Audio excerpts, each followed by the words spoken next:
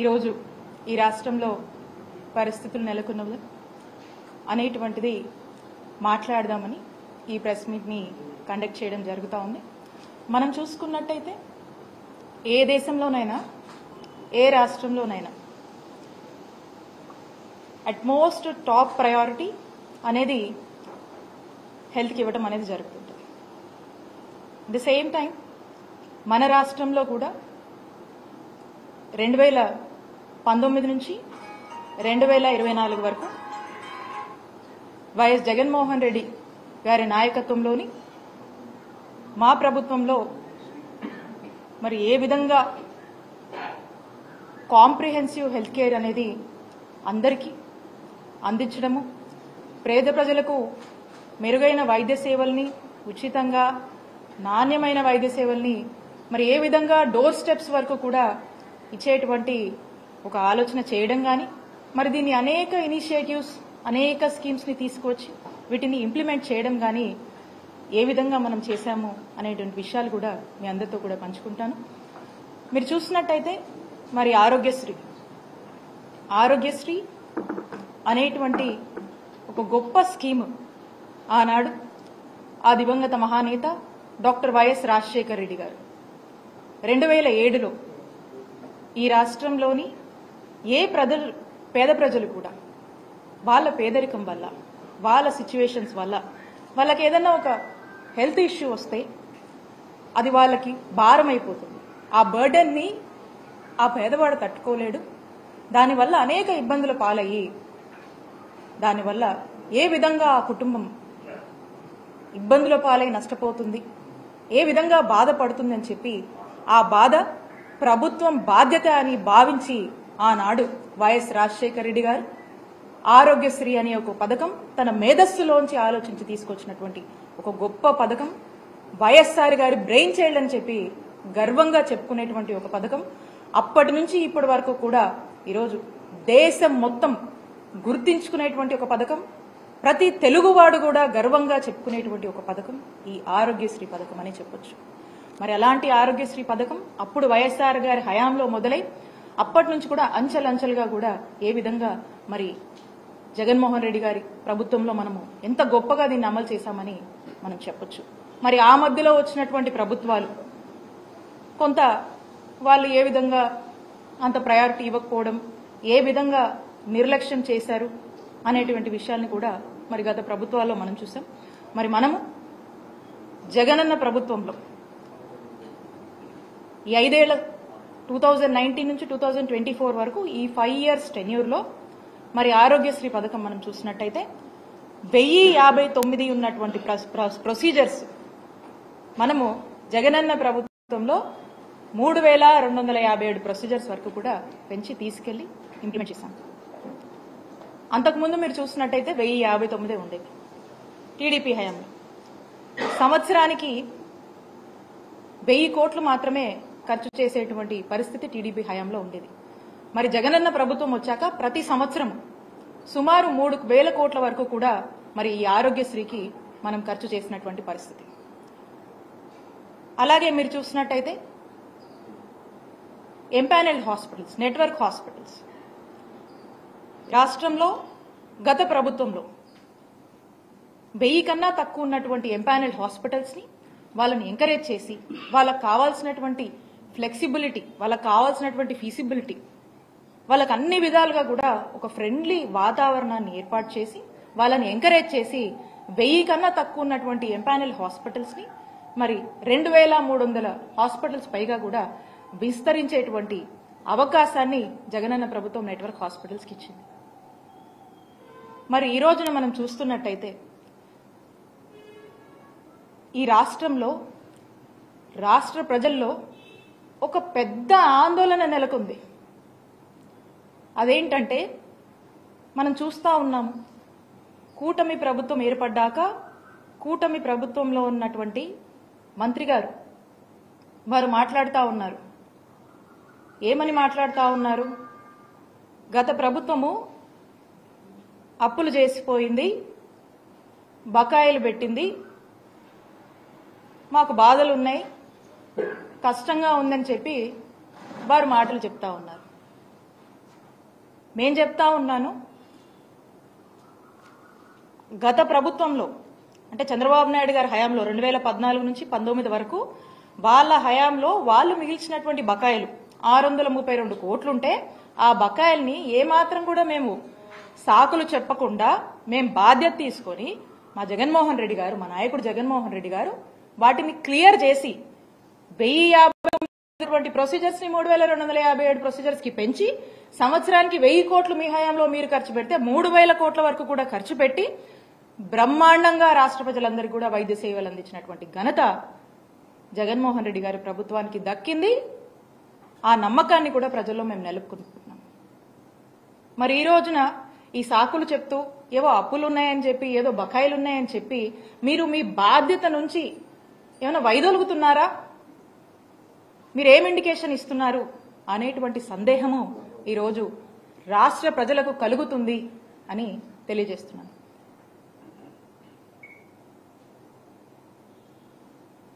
ఈ రోజున మీరు చూసినట్టయితే మేము అంటే మొన్న జనవరి వరకు కూడా ఏవైతే పెండింగ్ బిల్స్ ఉన్నాయో ఆరోగ్యశ్రీలో ఆ బిల్స్ అన్ని కూడా క్లియర్ చేసి జనవరి వరకు ఉన్నటువంటి పెండింగ్ బిల్స్ మేము క్లియర్ చేసి ఆ తర్వాత మళ్ళా ఏదన్నా కొత్త బిల్స్ అరైజ్ అయితే అవన్నీ కూడా టెక్నికాలిటీస్ అంటే లైక్ అవన్నీ అప్లోడ్ చేసి మళ్ళీ మా వరకు వచ్చి మళ్ళీ పేమెంట్ అనేది ఇదంతా కూడా ఒక రికరింగ్ ప్రాసెస్ కంటిన్యూస్ గా వస్తూ ఉంటే ఇదంతా ఒక రికరింగ్ సైకిల్ అనమాట ఇది.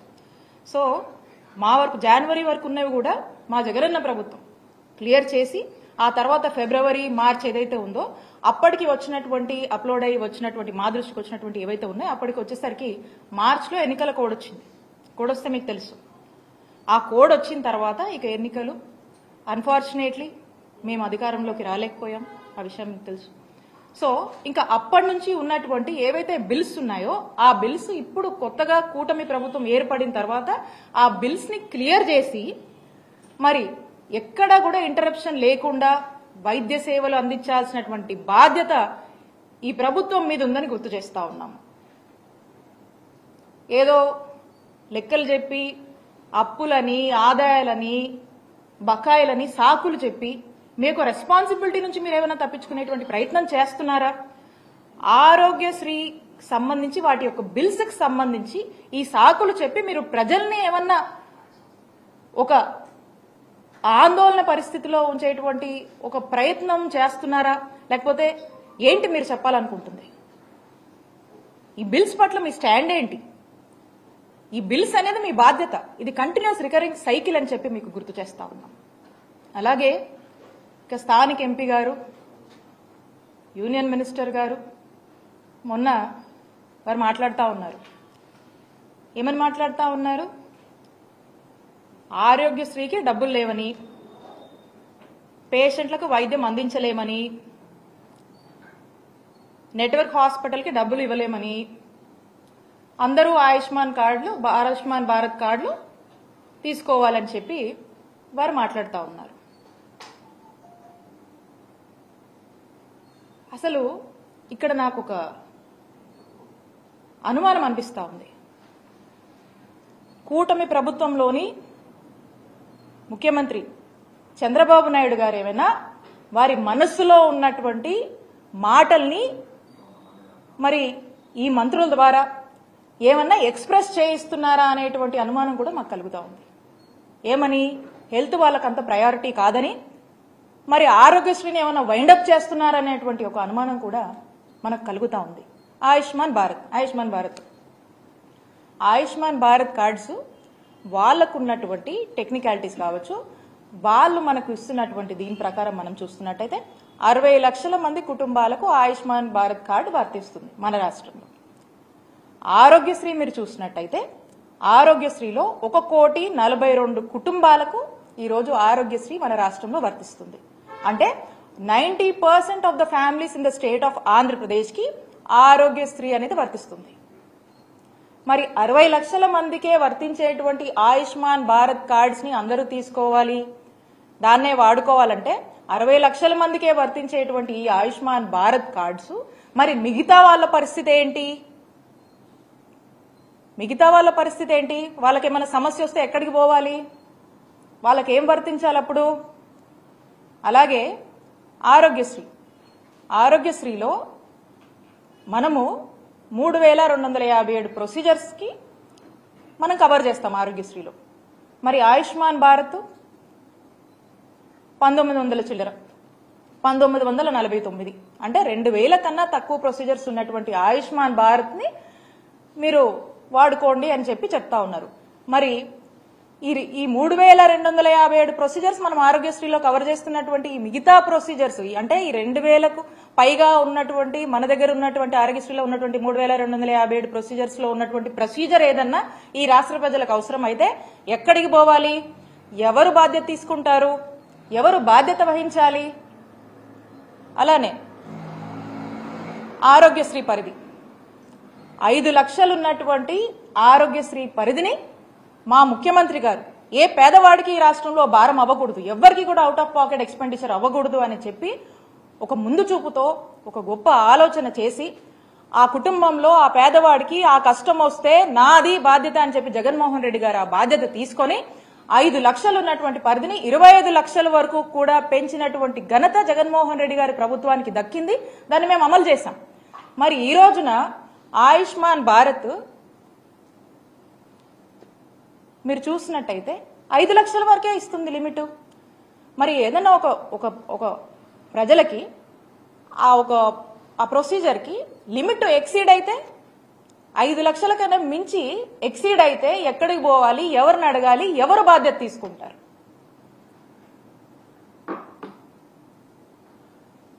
ఆయుష్మాన్ భారత్ సంవత్సరానికి ఆయుష్మాన్ భారత్ లో ఎంత ఇస్తారు? బడ్జెట్ సుమారు 300 కోట్లు సంవత్సరానికి ఇస్తారు. ఆరోగ్యశ్రీ బడ్జెట్ ఎంత సంవత్సరానికి? ఎంత ఖర్చు చేస్తాం మనము? 3000 కోట్లు ఖర్చు చేస్తాం. 3000 ఈ సంవత్సరం అయితే 3500 కోట్ల వరకు కూడా మనం ఖర్చు చేస్తా ఉన్నాం. అంటే 10% ఆఫ్ ఆరోగ్యశ్రీ ఆయుష్మాన్ భారత్ లో వాళ్ళు ఇస్తున్నారు. 300 crores ఎక్కడ, 3000 crores ఎక్కడ, 3000+ crores ఎక్కడ, ఈ సంవత్సరం మనం ఇస్తున్నటువంటి 3500 crores ఎక్కడ? మరి ఇదంతా ఎవరు బేర్ చేయాలి? 10% కవర్ చేస్తే మరి ఈ 90% ఏమైపోవాలి? ఈ ప్రజలేమైపోవాలి? ఈ ప్రజల యొక్క హెల్త్ ఏదైనా ఇబ్బందులు వస్తే వాళ్ళ ఆరోగ్య బాధ్యత ఎవరు తీసుకుంటారు? తీసుకోవాల్సిన బాధ్యత ఎవరి మీద ఉంది? ఆ బాధ్యత మీది కాదా? ప్రభుత్వంగా ఆ బాధ్యత మీది కాదా? ఆ బాధ్యత ఖచ్చితంగా మీదే. కోవిడ్ లాంటి సిచ్యువేషన్లో అనేక ఇష్యూస్ ఉన్న, అనేక క్రైసిస్ నడుస్తున్నటువంటి సమయంలో కోవిడ్ ని కూడా ఆరోగ్యశ్రీలో పరిధిలోకి తీసుకొచ్చినటువంటి ఘనత జగన్మోహన్ రెడ్డి గారికి దక్కుతుంది. దేశమంతా కూడా ఈ పాండమిక్ వల్ల అనేక ఇబ్బందులు పడుతున్నప్పుడు కూడా మన రాష్ట్రంలోని ప్రజల్ని కంటికి రెప్పలా కాపాడుకున్నటువంటి నాయకత్వం వహించినటువంటి నాయకుడిగా జగన్మోహన్ రెడ్డి గారికి ఈ రాష్ట్ర ప్రజల్లో ఆ యొక్క గుర్తింపు ఉంది. ఈ రోజున మరి ఈ విధంగా మీరు మాట్లాడుతూ ఉన్నారు. అలాగే ఆరోగ్య ఆసరం ఇది ఎవరికైనా ఆరోగ్యశ్రీలో ఉన్నటువంటి ఆ ప్రొసీజర్స్లో ఒక సర్జరీ అయినాక వాళ్ళు రికవరీ పీరియడ్ అని ఉంటుంది. ఆ రికవరీ పీరియడ్ అంటే ఆ రికవరీ పీరియడ్లో వాళ్ళ ఇంట్లో ఉంటే వాళ్ళు వాళ్ళ పనులు చేసుకోలేరు కాబట్టి వాళ్ళంతా కూడా వాళ్ళు పని చేసుకుంటేనే వాళ్ళ జీవితం గడిచేటువంటి జీవన విధానం ఉంటుంది. కాబట్టి ఆ లేవలేనటువంటి పరిస్థితుల్లో ప్రభుత్వము ఫైనాన్షియల్ అసిస్టెన్స్ గా ఆరోగ్య ఆసరా అని చెప్పేసి 225 రూపాయల నుంచి per day up to doctor recommendation మేరకు మరి 5000 వరకు కూడా ఒక నెలకి ఈ అమౌంట్ ని ఫైనాన్షియల్ అసిస్టెన్స్ గా వాళ్ళకు వేజ్ లాస్ కాకుండా మనం ఇస్తా ఉన్నాం. ఇది ఆరోగ్యశ్రీ ఉంటేనే వర్తిస్తుంది. దీనికి మనం సంవత్సరానికి 300 కోట్ల చొప్పున ఖర్చు చేస్తా ఉన్నాం. మరి ఇది ఆరోగ్యశ్రీ ఉంటేనే ఇది వర్తిస్తుంది. మరి ఆరోగ్య ఆసరాన్ని ఏం చేద్దాం అనుకుంటున్నారు? ఆరోగ్య ఆసరా మీద మీ స్టాండ్ ఏంటి? ఈ మొత్తం చూస్తూ ఉంటే అందుకనే అనిపిస్తా ఉంది. నేనంటుంది కాదు, ఏదో రాజకీయం కోసం నేను అంటుంది కాదు. ఇవన్నీ కూడా మేము చేశాం, మనసు పెట్టి చేశాం. ఒక మనసున్న నాయకుడు ఈ రాష్ట్ర ప్రజలకు ఏ కష్టం వచ్చినా కూడా అది నా బాధ్యత, ఏ పేదవాడు ఒక ఆరోగ్య సమస్యతో ఇబ్బంది పడినా అది నా బాధ్యత అని భావించి జగన్మోహన్ రెడ్డి గారు నిరంతరం పరితపించి ఎంత కష్టమైనా సరే అనేక ఇష్యూస్ ఉన్నా, ప్రయారిటీస్ ఇంకా ఉన్నా కూడా ఏదైతే ఇందాక మనం మాట్లాడుకున్నామో ఏ దేశానికైనా హెల్త్ అనేది ఒక టాప్ మోస్ట్ ప్రయారిటీ అని, కానీ మన ఆంధ్రప్రదేశ్ రాష్ట్రంలో జగనన్న ప్రభుత్వానికి ఒక టాపెస్ట్ ప్రయారిటీగా భావించి పేద ప్రజల ఆరోగ్యం కోసం ఎక్కడ కాంప్రమైజ్ కాకుండా ఏ రోజు ఏ సిచ్యువేషన్ అయినా కూడా వాటిని బేర్ చేస్తూ ఎక్కడ కూడా హెల్త్కి తగ్గించకుండా మరి ముందుకు నడిపినటువంటి విధానం ఈ రాష్ట్ర ప్రజలకు తెలుసు. కాబట్టి నేను అడుగుతా ఉన్నాను ఈ మంత్రుల్ని, అలాగే కూటమి ప్రభుత్వంలో ఉన్నటువంటి ముఖ్యమంత్రి గారు, ఆరోగ్యశ్రీ మీద మీ స్టాండ్ ఏంటి? దీని మీద మీరు స్పష్టత ఇవ్వవలసిందిగా మిమ్మల్ని నేను కోరుతా ఉన్నాను. అలాగే రీసెంట్గా చూస్తూ ఉన్నాము, మరి మంత్రి గారు మెడికల్ కాలేజెస్ గురించి మాట్లాడుతూ ఉన్నారు. ఈ రాష్ట్రంలో వైద్య విద్యని పెంపొందించాలని, క్యూరేటివ్ కేర్ని స్ట్రెంథెన్ చేయాలి, టెరిషరీ కేర్ని ఇంకా కూడా స్ట్రెంథెన్ చేయాలి.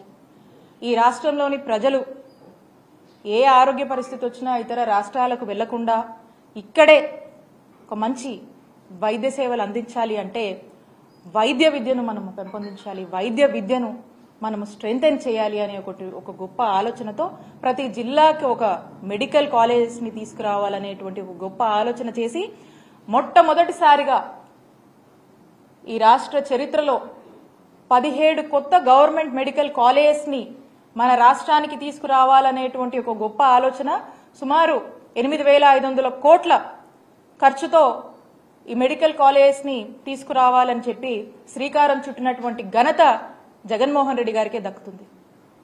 మరి ప్రభుత్వం వచ్చిన నాటి నుంచి కూడా ఈ మెడికల్ కాలేజ్ తీసుకురావాలంటే మీ అందరికీ కూడా తెలిసే ఉంటుంది. ఒక మెడికల్ కాలేజ్ తీసుకురావాలంటే ఒక ఓవర్ నైట్గా మనం చేసేది కాదు. ఇది దీనికంటూ కొన్ని ప్రొసీజర్స్ ఉన్నాయి, దీనికంటూ కొంచెం టైం టేకెన్ ప్రాసెస్ ఉంటుంది, దీనికంటూ ఒక హాస్పిటల్ కావాలి, దీనికంటూ కొన్ని కండిషన్స్ ఉంటాయి.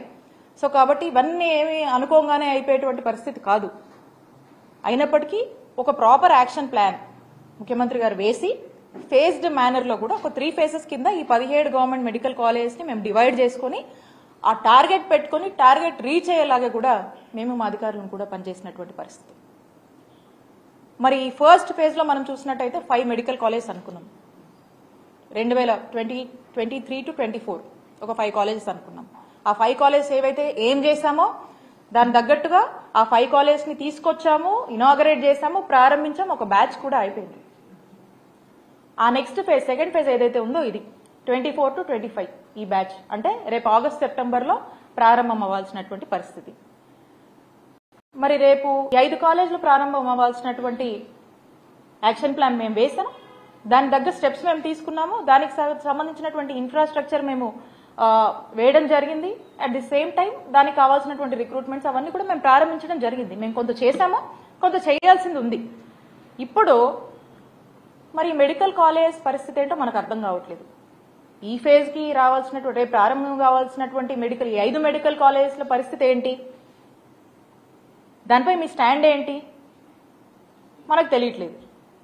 దీని మీద స్పష్టత ఇవ్వాల్సినటువంటి అవసరం ఈ ప్రభుత్వానికి ఉంది. ఆ తర్వాత వచ్చే 7 మెడికల్ కాలేజ్ వాటి పరిస్థితి ఏంటి, దాని మీద మీ స్టాండ్ ఏంటి?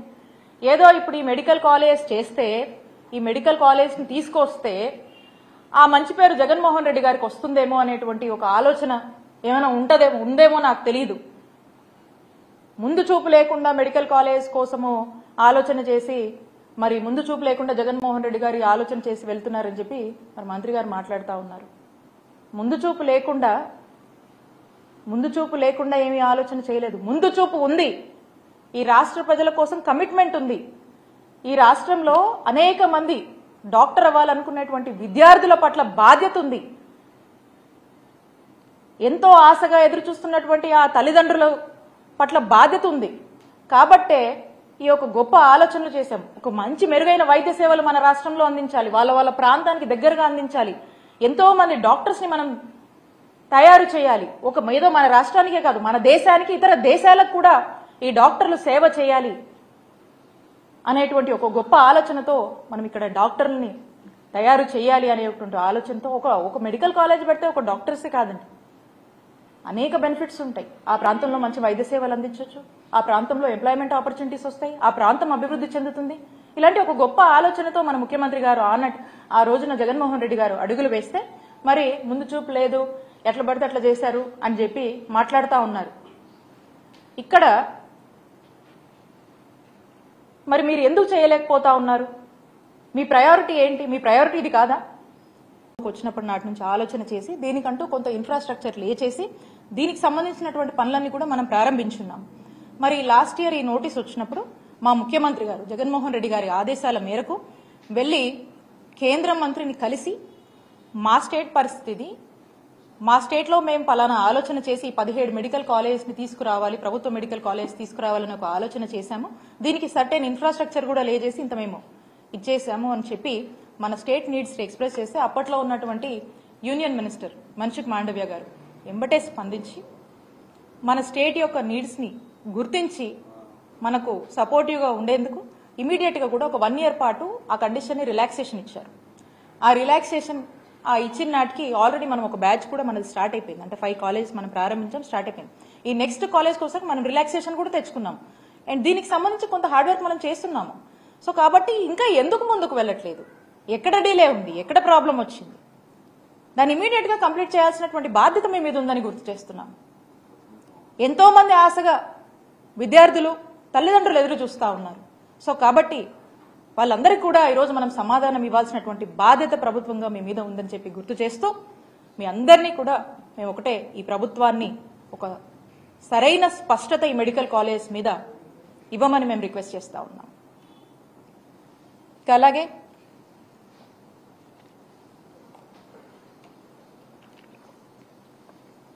ఈ రాష్ట్రంలో రూరల్ ఏరియాస్ అన్నిట్లో, రిమోట్ ఏరియాస్, ట్రైబల్ ఏరియాస్లో, మారుమూల ప్రాంతంలో అన్ని చోట్ల కూడా ఒక మెరుగైన వైద్య సేవలు మరి వారి యొక్క డోర్ స్టెప్స్ దగ్గర ఇవ్వాలి, ఆ గ్రామాల్లోనే ఇవ్వాలి అనేటువంటి ఒక గొప్ప ఆలోచన చేసి జగన్మోహన్ రెడ్డి గారు ఒక నావెల్ ఇనిషియేటివ్స్కి మరి శ్రీకారం చుట్టి ఫ్యామిలీ డాక్టర్ ప్రోగ్రామ్ని ఇంట్రడ్యూస్ చేసినటువంటి పరిస్థితి. ఎంత గొప్పగా ఈ పథకము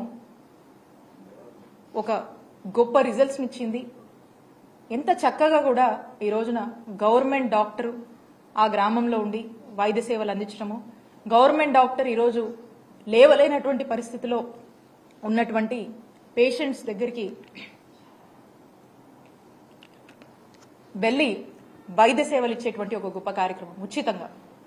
మరి ఇలాంటి ఒక గొప్ప కార్యక్రమాన్ని మేము అధికారంలో ఉండగా తీసుకొచ్చాము. ఇది ఒక ప్రివెంటివ్ కేర్ మాదిరిగా, prevention is better than cure, అంటే ఒక ఫస్ట్ ఎయిడ్ మాదిరిగా ఏదన్నా ఒక ఇష్యూ వస్తే ఆ గ్రామంలో అక్కడే మనకు పరిష్కారం దొరికేటువంటి ఒక గొప్ప కార్యక్రమంగానే మనం చూడొచ్చు.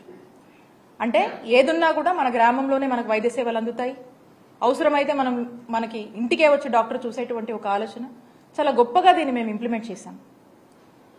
ఇది ఎంతో మంది రాష్ట్ర ప్రజలకు మంచి వైద్య సేవలు అందించడంతో పాటు ఎంతో మంది ఆరోగ్యాన్ని కూడా కాపాడినటువంటి పరిస్థితి.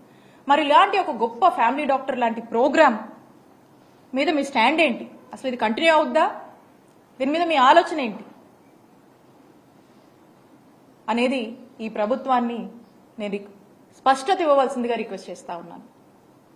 అలాగే ఆరోగ్య సురక్ష అనేటువంటి ఒక కార్యక్రమం, ఈ ఆరోగ్య సురక్ష అనే కార్యక్రమంలో ఇందాక మనం మాట్లాడుకున్నట్టు ఫ్యామిలీ డాక్టర్ ప్రోగ్రాంలో డాక్టర్స్ వెళ్లి గ్రామాల్లోనే చూస్తారు, ఓపీస్ కండక్ట్ చేస్తారు, అలాగే అక్కడే ఉచిత వైద్య సేవలు అందించడం, టెస్టులు చేయడము, ఇంకేదైనా ఉంటే రిఫరల్ ఏమైనా అవసరమైతే చెప్తారు. సో ఇక్కడ సూపర్ స్పెషాలిటీ వైద్య సేవల్ని ఈరోజు ఆరోగ్య సురక్ష కార్యక్రమంలో ఆ గ్రామంలోనే అందించినటువంటి పరిస్థితి. మరి ఈ సూపర్ స్పెషాలిటీ వైద్య సేవల్ని మనం అక్కడ అందిస్తే అక్కడి నుంచి అవసరమైతే మళ్ళీ రిఫరల్ కూడా మరి రికమెండ్ చేసేటువంటి పరిస్థితి. దాన్ని మళ్ళా ఈ కార్యక్రమాన్ని ఫ్యామిలీ డాక్టర్తో అనుసంధానం చేసి ప్రజలకు ఎక్కడ కూడా ఇబ్బంది లేకుండా చక్కటి వైద్య సేవలు, వారి యొక్క ఆరోగ్యం పట్ల బాధ్యతని మీకు ఈ కార్యక్రమాల ద్వారా మీకు అర్థమవుతా ఉంది. ఇది మనం చేశాం. మరి ఈ కార్యక్రమం మీద మీ స్టాండ్ ఏంటి? ఇది కంటిన్యూ చేస్తారా లేకపోతే ఏంటి అనే దాని మీద కూడా ఈ ప్రభుత్వం స్పష్టత ఇవ్వవలసిందిగా నేను రిక్వెస్ట్ చేస్తా ఉన్నాను. అలాగే ఇవన్నిటితో పాటు ప్రివెంటివ్ కేర్, క్యూరేటివ్ కేర్ దీన్ని స్ట్రెంథెన్ చేస్తూ ఒక మంచి ఇన్ఫ్రాస్ట్రక్చర్ అనేది మనం ఏర్పాటు చేయాలి. ఉన్నటువంటి హాస్పిటల్స్ని రివ్యాంప్ చేస్తూ, నాడు నేడు అని చెప్పేసి ఉన్నటువంటి హాస్పిటల్స్ని రివ్యాంప్ చేస్తూ, కొత్త హాస్పిటల్ని తీసుకొస్తూ, అవసరమైన డెవలప్మెంట్స్ చేస్తూ, క్షేత్రస్థాయి నుంచి మనం చూసుకున్నట్టయితే వీటి ఎక్కడైనా అర్బన్ ఏరియాస్లో కావచ్చు, రూరల్ ఏరియాస్లో కావచ్చు, డిస్టిక్ లెవెల్ కావచ్చు, క్షేత్రస్థాయి నుంచి మనం తీసుకున్నటువంటి పిహెచ్సి కావచ్చు, సిహెచ్సిస్ కావచ్చు, ఏరియా హాస్పిటల్స్ కావచ్చు, డిస్టిక్ హాస్పిటల్స్ కావచ్చు, మెడికల్ కాలేజెస్ కావచ్చు. సో టోటల్గా ఇవన్నీ కూడా నాడు నేడులో భాగంగా 17,000 కోట్లతో నాడు నేడు ఖర్చు చేస్తూ ఇవన్నీ కూడా మనం డెవలప్ చేస్తున్నటువంటి పరిస్థితి. మరి ఈ నాడు నేడు మీద మీ స్టాండ్ ఏంటి? ఈ నాడు నేడులో భాగంగా మీరు డెవలప్ చేస్తారా లేకపోతే అప్పులు, బాకీలు, బకాయిలు అని చెప్పి సాకుతో దీని నుంచి కూడా మీ బాధ్యత నుంచి ఏమైనా వైదొలిగిపోతారు? సో మీ ప్రయారిటీస్ ఏంటి, మీ యాక్షన్ ప్లాన్ ఏంటి, ఇవన్నీ కంటిన్యూ అవుతాయా లేదా అనేటువంటి ఒక స్పష్టతని, మీ స్టాండ్ ఏంటి అనే దాని మీద నేను కూటమి ప్రభుత్వంలో ఉన్నటువంటి ముఖ్యమంత్రి చంద్రబాబు నాయుడు గారిని అలాగే ఈ మంత్రి గారిని కూడా సమాధానం చెప్పవలసిందిగా, ప్రజలకు స్పష్టత ఇవ్వవలసిందిగా నేను కోరుతా ఉన్నాను. మేము ఒక్కటే చెప్తా ఉన్నాను, ఈ కార్యక్రమాలన్నీ మా నాయకుడు జగన్మోహన్ రెడ్డి గారి నాయకత్వంలోని మా ప్రభుత్వంలో మేము మా సాయశక్తుల బెస్ట్ ఆఫ్ అవర్ ఎబిలిటీ అనేక సార్లు రివ్యూలు చేసుకొని, అనేక సార్లు ఇంకేం చేయాలి, ఇంకేం చేస్తే బాగుంటుంది అని చెప్పేసి అనేక రివ్యూలు కండక్ట్ చేసుకొని 1కి 2 సార్లు ఏదైనా ఒక స్కీమ్ ఇంప్లిమెంటేషన్కి వెళ్తుందంటే 1కి 2 సార్లు చెక్ చేసుకొని దాని ఇమీడియట్గా ఏదైనా లూప్స్ ఉన్నా, ఏదైనా ఫ్లాస్ వచ్చినా కూడా వాటిని రెక్టిఫై చేస్తూ, దానికి ఎంత బడ్జెట్ అవసరమైనా కూడా ఏమైనా సరే ఎక్కడ కూడా వెనకాడకుండా, ప్రజలకు ఎక్కడంటి అసౌకర్యం కానీ ఇబ్బంది కలగకుండా మేము ఎంత కష్టమైనా కూడా ముందుకు వెళ్ళి ఇవన్నీ కూడా ఇంప్లిమెంట్ చేశాము. ఇదంతా కూడా ఒక రికరింగ్ సైకిల్, ఇదంతా కూడా ఒక రికరింగ్ ప్రాసెస్. సో కాబట్టి ప్రభుత్వంగా ఎప్పుడూ కూడా మా హయాంలో మేము ఎప్పుడు ఈ బాధ్యత నుంచి మేము ఎప్పుడూ కూడా ఇది మాదే ఈ బాధ్యత, ఇది మా టాపెస్ట్ ప్రయారిటీ, హెల్త్ మా టాపెస్ట్ ప్రయారిటీ, ఈ బాధ్యత మాది అని చెప్పి చాలా బాధ్యతగా భావించి మేమంతా కూడా చాలా బాధ్యతగా నడిపాము. మీరు కూడా ఇంకా ఈ సాకులతో వెళ్తే మనం ఏ స్పియర్లోనూ కూడా ముందుకు వెళ్ళలేము. కాబట్టి ఈ సాకులు కాకుండా ఇంకా బెటర్గా మీరు చేస్తే బాగుంటుందని కోరుకుంటూ, అలాగే ఈ అన్నిటి మీద కూడా మీరు మీ స్టాండ్ ఏంటో అని ఒక స్పష్టత ఈ ప్రభుత్వం ఇవ్వవలసిందిగా ప్రజల పక్షాన మేము కోరుతున్నాము. మేము ఒకటే చెప్తా ఉన్నాము, మేము మా నాయకుడు వైఎస్ జగన్మోహన్ రెడ్డి గారి నాయకత్వంలోని మేమంతా కూడా ప్రజలకు ఏ అవసరం వచ్చినా, ఏ విషయంలో అండగా ఉండాలన్నా కూడా మేము అధికారంలో ఉన్నా, మేము అధికారంలో లేకపోయినా కానీ ప్రజలతోనే ఉంటాము, ప్రజల పక్షానే నిలబడతాము, ప్రజల కోసం పోరాడతామని చెప్పి తెలియజేసుకుంటూ సెలవు తీసుకుంటున్నాను. Thank you. మేడం, మీరు ఇన్ఫ్రాస్ట్రక్చర్ అనేది సరిగా ఏర్పాటు చేయకపోవడం వల్లే ఈ రోజు అడ్మిషన్స్ చేయడానికి ఎన్ఎంసీ పర్మిషన్ ఇవ్వలేదు అనేది మంత్రి గారు చెప్తా ఉన్నారు. అలాగే టీచింగ్ ఫ్యాకల్టీ కూడా తగినంతగా మెడికల్ కాలేజీలో లేవు కాబట్టి ఇప్పటికి అడ్మిషన్స్ విషయంలో అయితే మాత్రం ఎన్ఎంసీ పర్మిషన్ ఇచ్చే విధంగా లేదు అనేది మంత్రి గారు చెప్తా ఉన్నారు. దీని మీద మీరే అంటారు? నేను ఇందాక నా మాటల్లో కూడా మీకు స్పష్టంగా చెప్పాను, మేము కొంత ఈ మెడికల్ కాలేజ్ కోసము కొంత యాక్టివిటీ చేశాము. మా యాక్షన్ ప్లాన్లో భాగంగా ఏదైతే ఫేజ్ 2కు సంబంధించినటువంటి మెడికల్ కాలేజ్ ఉన్నా దానికి సంబంధించినటువంటి కొంత రిక్రూట్మెంట్ మేము ఉండగానే కంప్లీట్ చేశాము, కొంత ఇన్ఫ్రాస్ట్రక్చర్ మేము డెవలప్ చేశాము. ఇప్పుడు ఇంకా కొంత చేయాల్సింది ఉంది. ఆ చేయాల్సిన దాని మీద ఏమైంది, దాని మీద మీ యాక్షన్ ప్లాన్ ఏంటి? ఈ పాటికి అయిపోయి ఉండాల్సింది. మరి దానికి గల కారణాలు ఏంటి, దాని మీద మీ స్టాండ్ ఏంటి, అసలు మెడికల్ కాలేజ్ మీద మీ స్టాండ్ ఏంటనే ఒక స్పష్టత ఇవ్వవలసిందిగా మేము కోరుతా ఉన్నాము. 0 వేకెన్సీ పాలసీ పెట్టుకుని దేశానికే ఆదర్శంగా రిక్రూట్మెంట్స్ చేసినటువంటి ఘనత జగనన్న ప్రభుత్వానికి దక్కింది. మిగతా స్టేట్స్లో వాళ్ళు కూడా ఇంత పెద్ద ఎత్తున మీరు రిక్రూట్మెంట్స్ ఎలా చేశారు అని చెప్పి మన స్టేట్కి వచ్చి అందరూ కూడా కొన్ని టీమ్స్గా వచ్చి మమ్మల్ని కూడా కలిసి మరి చాలా మంది ఒక రీసెర్చ్ మాదిరిగా కూడా వచ్చి తెలుసుకొని పోయినటువంటి పరిస్థితి. ఒక పద్ధతి కాదు, 2 పద్ధతులు కాదు, దాదాపు 11 నుంచి 13 రకాలటువంటి మాడ్యూల్స్ని మేము ఫిక్స్ చేసుకొని ఎంచుకొని రకరకాల మోడల్స్లో మేమంతా కూడా ట్రై చేసి ఈ రిక్రూట్మెంట్స్ని చాలా చక్కగా చాలా పెద్ద ఎత్తున కూడా ఈ రిక్రూట్మెంట్స్ చేసినటువంటి ఘనత జగనన్న ప్రభుత్వానికి దక్కిందని నేను గర్వంగా చెప్తాను. అండ్ మీరు అన్నట్టు మెడికల్ కాలేజ్ సంబంధించింది కూడా మేము ఆల్రెడీ చేశాము. ఇప్పుడు ఏమైతుంది, ఈ ల్యాగ్ ఏంటి, ఈ సంవత్సరం ఈ 5 మెడికల్ కాలేజ్ అందుబాటులోకి వస్తాయా రావా, తెస్తున్నారా తేవట్లేదా, ఏమైంది, ఎక్కడ డిలే అయింది, దీని మీద మీకు స్పష్టత ఇవ్వవలసిందిగా కోరుతా ఉన్నాం.